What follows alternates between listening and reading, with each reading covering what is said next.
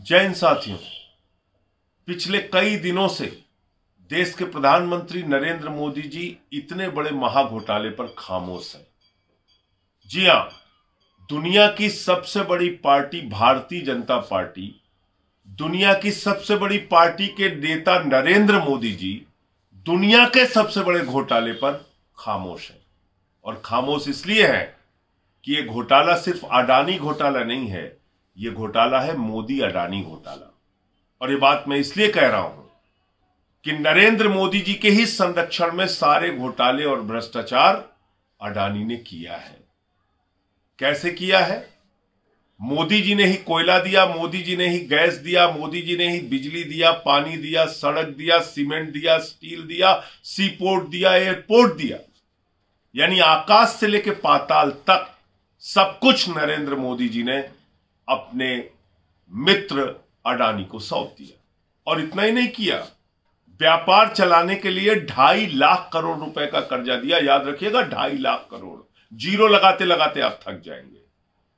बेरोजगार को नौकरी नहीं मिल रही है, अगर वो अपना व्यापार करना चाहे तो उसको 2.5 लाख रुपए का कर्जा नहीं मिल सकता।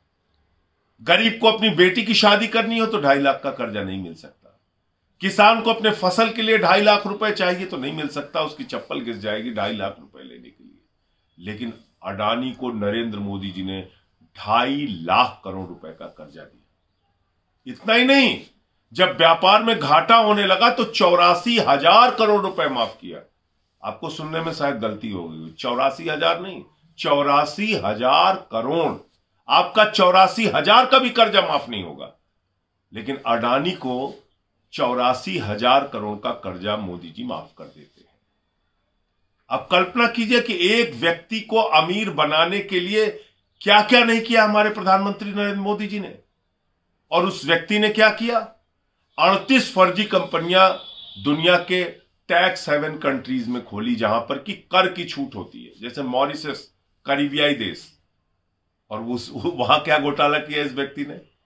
अपने भाई और अपने रिश्तेदारों के माध्यम से अडानी ने फर्जी कंपनियां खोली, 38 फर्जी कंपनियां खोली, और उन कंपनियों के माध्यम से हजारों लाखों करोड़ रुपए हिंदुस्तान की अपनी कंपनी में काला धन लगाया। काला धन लगाया। और इसको मैं काला धन इसलिए कह रहा हूं कि मॉरिशस में 6 कंपनी एक ही पते पे खोली गई। उन 6 कंपनी के बोर्ड ऑफ डायरेक्टर्स में और सेक्रेटरी के नाम एक ही। इतना ही नहीं, उन कंपनियों की आमदनी की का जरिया क्या है ये कोई पता नहीं, अता पता नहीं क्या करती हैं वो कंपनियां। और उन कंपनियों ने मालूम है आपको कितना पैसा लगाया? 42,000 करोड़ रुपए अडानी की कंपनी में लगाया। ऐसी कंपनियां जिनकी आमदनी का जरिया क्या है पता नहीं, जो एक ही पते पर खोली गई, वो कंपनियां अडानी की कंपनी में 42,000 करोड़ रुपए लगाया। 42,000 करोड़ रुपए। क्या इसकी जांच नहीं करनी चाहिए थी सेबी को? क्या इसकी जांच नहीं करनी चाहिए भारत की एजेंसियों को? स्टॉक एक्सचेंज पे नजर रखने की जिम्मेदारी किसकी है? सेबी की है। अगर अचानक ये काला धन अडानी की कंपनियों में आ रहा था तो सेबी ने क्या कार्रवाई की समय रहते हुए? और क्यों कार्रवाई नहीं की? क्योंकि मामला नरेंद्र मोदी जी से जुड़ा हुआ है। यह काला धन भारतीय जनता पार्टी का है। यह काला धन किसका है कैसे पता चलेगा? हम जेपीसी की मांग कर रहे हैं। बीजेपी के नेताओं का काला धन है। अगर इसकी जांच होगी तो पता चलेगा। प्रधानमंत्री नरेंद्र मोदी से लेके तमाम केंद्रीय मंत्री और अधिकारी फंसेंगे। लाखों करोड़ रुपए विदेश से अडानी की कंपनी में लाया गया है। सेबी में कौन बैठा है मालूम है? अडानी का समधी। अडानी का समधी सेबी का अधिकारी है। कैसे कार्रवाई करेगा वो? कैसे कार्रवाई होगी?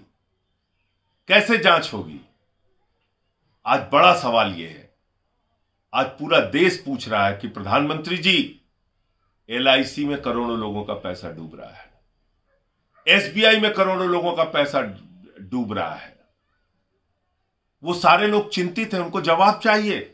क्योंकि आपके राज्य में यस बैंक का घोटाला हुआ, आपके राज्य में पंजाब नेशनल बैंक का घोटाला हुआ, आपके राज्य में कोऑपरेटिव बैंक्स का घोटाला हुआ, जिसमें हजारों करोड़ रुपए लोगों के डूब गए। और वो लूटने वाले लुटेरे कहां बैठे हैं? विजय माल्या कहां है? चिड़िया उड़ योजना के तहत हिंदुस्तान से भाग गया।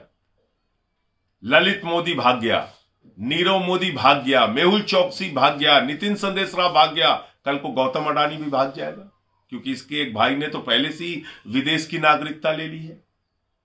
तो आप मुझे बताइए, हिंदुस्तान के उन करोड़ों लोगों का क्या होगा जिन्होंने अपनी बेटी की शादी के लिए एलआईसी में पैसा लगा रखा है, जिन्होंने अपना छोटा सा घर बनवाने के लिए एलआईसी में पैसा लगा रखा है, जिन्होंने बुढ़ापे की पेंशन के लिए पैसा लगा रखा है, जिन्होंने अपने हेल्थ स्कीम के लिए, किसी बीमारी के लिए एलआईसी में पैसा लगा रखा है। क्या होगा उन लोगों का? ये सारा पैसा अगर डूब रहा है तो प्रधानमंत्री खामोश क्यों है? खामोशी की एक ही वजह है कि इस भ्रष्टाचार में प्रधानमंत्री नरेंद्र मोदी और उनकी पार्टी शामिल है। ये मोदी अडानी का महाघोटाला, इसलिए मैंने संसद में नारा लगाया था, मोदी अडानी भाई भाई, देश बेचकर खाई मलाई।